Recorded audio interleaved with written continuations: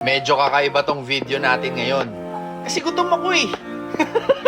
Gusto kong kumain and at the same time, gusto ko rin ipakita sa inyo kung ano-ano ang meron dito sa lugar na to. Well, matagal-tagal na rin kasi. Nung last ko tong ginawa, kung nakasubaybay ka sa aking mga uploads, nung bago pa ako as Boss Carl, alam mo na gumagawa din ako ng mga food vlogs.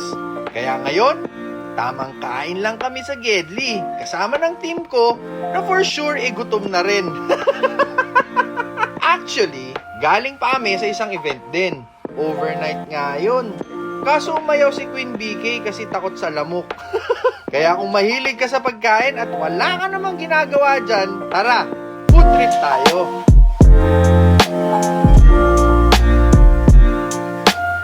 Asus!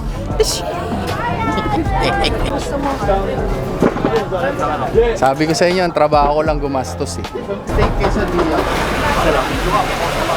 Testingin natin yung steak quesadilla.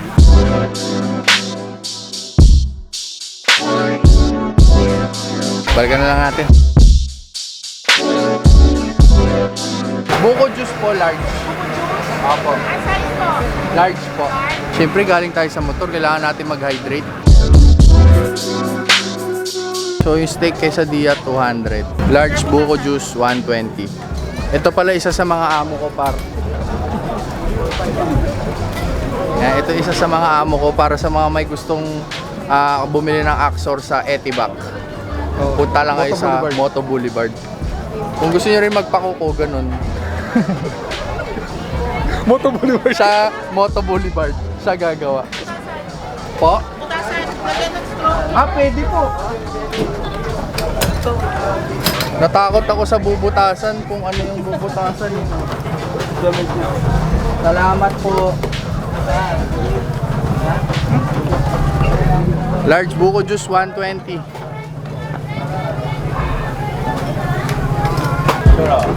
Thank you very much po.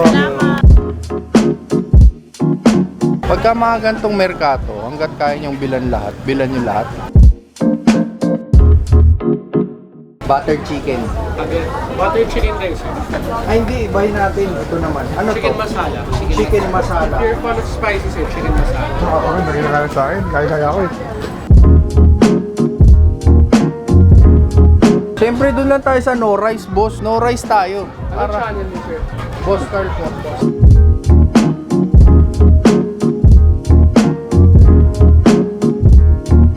Nakasara na yung zipper. Ganyan kabili si Richard. Active, no? Thank you po. Sa akin yung fish. So, kaya ako. Ikot pa tayo.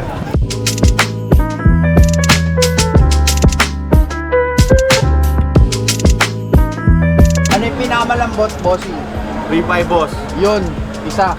Oh yeah. Magkano Medium yan? rare. 47. Medium lang. Medium. Bigyan ng pinakamalambot si Boss Car, pare. Yan. Magkano yung bossy? 299 lang, sir. 299. Oy, sakto rin. Oh. Thank you, brother. Naman libre mo kami, Boss Card. Ano Ha? Binigyan mo lang akong baon eh. Boss Card, pakis naman. Balikan na lang din natin. May painting pang mga chikiting oh. Hindi na sir, for 100 pesos lang po. Wait lang po, kakain lang po. Ang sarap ng barbecue tol.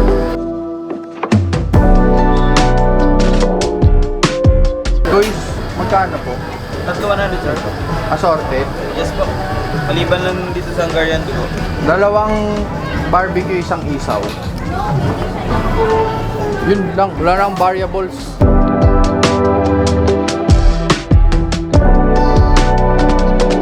Nakailan na tayo? Natanda mo ba kung saan tayo pumunta? Ang 5 po yata, boss.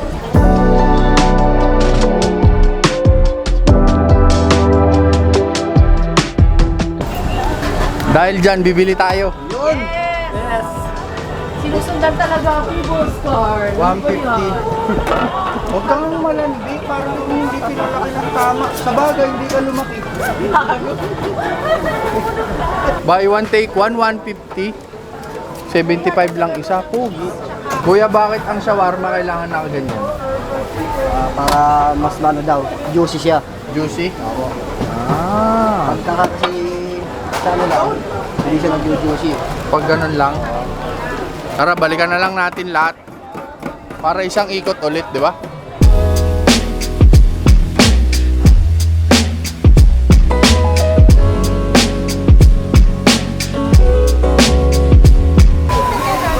Yun. Thank you, bossing. Thank you. What's up, sir? Yun. Ganun kabilis si Richard. Thank you po. Kuya, ano ba to, Andres? Ito, homemade eh. Andres? Katapang atao? Andres Bonifacio? Katapang atao, atakbo. Atawag asawa, atakbo. Ah, pwede.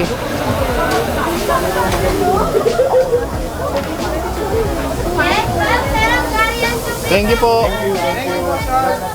Ay. May order ba tayo dyan? Ay, sorry po. Ay, sinasalang pa lang. Yung shawarma muna. Ano ba yan? Spicy, boss? Oo, pwede. Yung isa. Yung isa, spicy. Yun oh. Pero sayang lang may sticker niyan. O, diba? Yo, Thank you, boss. thank you po. O, shoutout kayo lang, kuya. Chicken chop, shawarma. Yun. Bakit chicken chop? Diba shawarma? I-beef yun eh.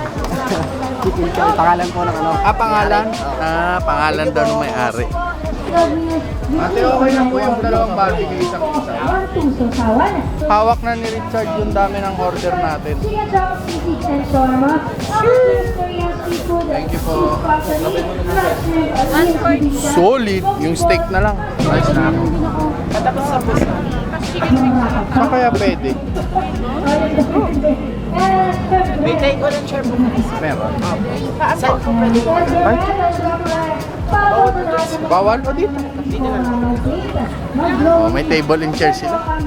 Alam niyo, sa totoo lang, napagod din ako sa pinaggagawa ko dito. Buti na lang at natapos din. Makakakain na rin sa wakas. Alright, tikman natin isa-isa. Unahin natin tong ano, muna kong binili. Steak quesadilla for 200 pesos.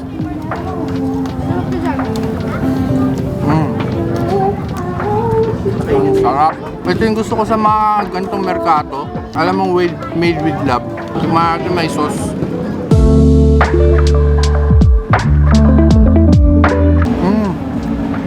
Mas masarap na naman. Grabe, heavenly.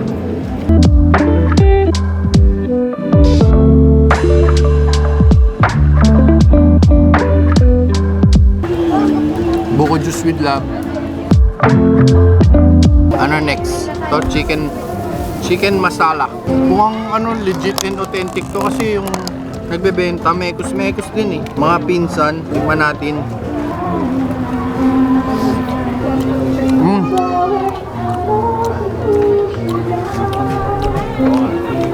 Sarap, solid.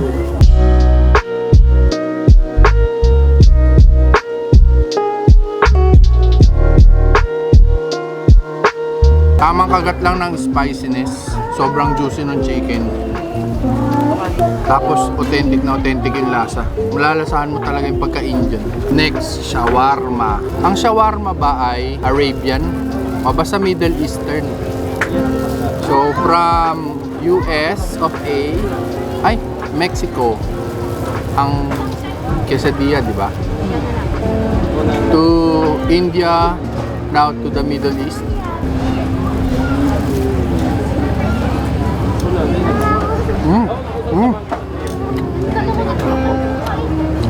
Par 150 by 1 take 1. Lambot ng beef, ang daming beef, sobrang cheesy, walang tapon.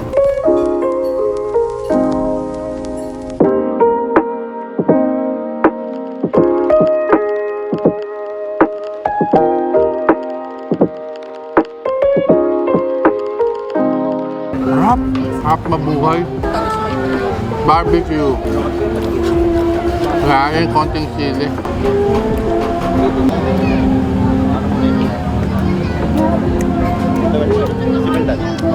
Hindi ko na alam kung anong babalikan ko dito. Lahat yan masarap. Comparing to the average barbecue sa side streets, ito more on the sweet side. Nalasa mo yung smokiness tsaka paminta. Ha? Lambot ng pork, sarap ng suka. Wala masyadong taba. Isaw.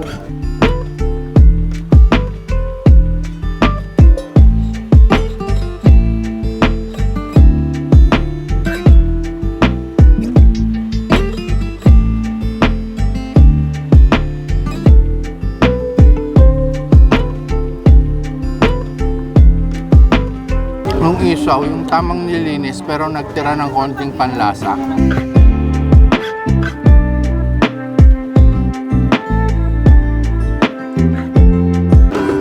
Last but not the least, my favorite of every food, steak, rib, men. Paano ba kukunan ng maayos to? Ayaw humarap ng camera ko eh. Yun, you'll know a good steak. Pag wala pang sauce, masarap na. Boss, complimentary, boss. Uy, thank you, bossing. Cook just right. Natin ng may gravy. Gravy nila is mushroom pepper. Ito gusto kong luto sa steak ko. Woo! Ito tinatawag na cook with love.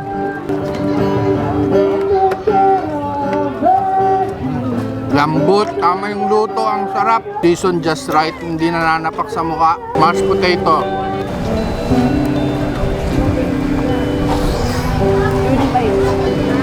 Malalaman mo daw pag totoong masarap, pag kahit napapaso na ayaw mo pa iluwa. Sarap, men!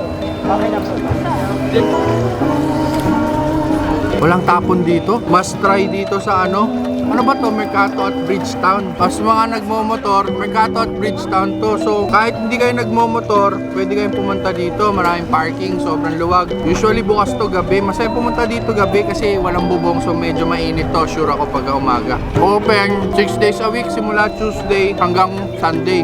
Day off daw nila yung Monday. Lahat ng nandito, lokal. Sa lahat ng tinikman ko, walang tapon ni isa. Para naman sa mga nagmomotor, ako, suggestion ko, isa to sa mga okay na tambayan.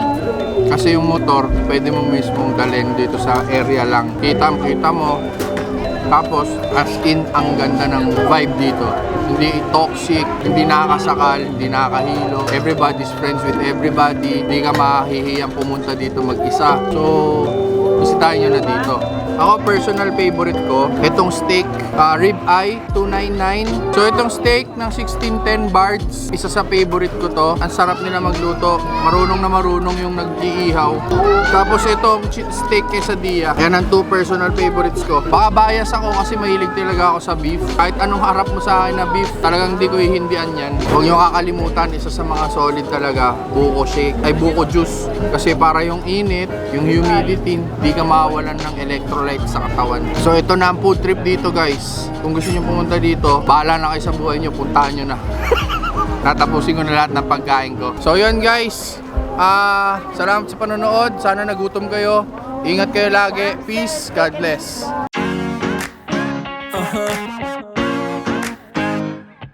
Yeah. Yeah. Shit out there, we like to party. Listen up, yeah, it's time to start it. And I know you got it. You with me, let's rock this party. All the girls on the side say, and all my fellas on the side say.